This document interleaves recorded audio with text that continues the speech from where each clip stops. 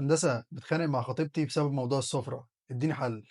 بُص بقى هتقول لها زي ما هاقول لك كده بالضبط، هتقول لها إن في 4 أسرار لأي غرفة سفرة مثالية، غرفة السفرة مش مجرد ترابيزة وكراسي لأ، لو لعبتيها صح هتطلّعي شكل شيك وعملي في نفس الوقت. السر الأول المساحة قبل أي حاجة لازمًا تخلّي بالِك منها، لإن قبل ما تشتري السفرة لازمًا تعرفي مساحة الغرفة كويس جدًا عشان تختاري حجم مناسب، سواء كانت 6 كراسي أو 8 كراسي، ولازمًا تسيبي 90 سم حوالين السفرة عشان الكراسي تتحرك براحتها. السر التاني الشكل حسب الأبعاد، مش أي سفرة تنفع في أي غرفة لأ، لازمًا يكون التصميم مناسب، لو الغرفة مربعة اختاري سفرة مستطيلة أو دائرية، ولو الأوضة مستطيلة الأفضل السفرة تكون مستطيلة أو بيضاوية. السر التالت بقى الإضاءة بتفرق جدًا، إضاءة السفرة لازم تكون قوية مش بس عشان الجو العام لأ، عشان الأكل نفسه يبان بأحلى شكل، وكمان خلّي في لمبة كبيرة فوق السفرة عشان تبين لِك مجهودِك في الأكل وأنتِ بتقدميه. السر الرابع السجادة تكون بحجم مناسب، السجادة لازمًا تغطي المساحة كلها، ولمّا الكراسي تتحرك تكون فوق السجادة، ده بيحافظ على الأرضية وبيخلّي الشكل كمان راقي ومتناسق. الخلاصة بقى مش بس الشكل اللي مهم، المساحة والإضاءة والتناسق ما بينهم هم اللي هيخلّوها تكسب اللعبة دي.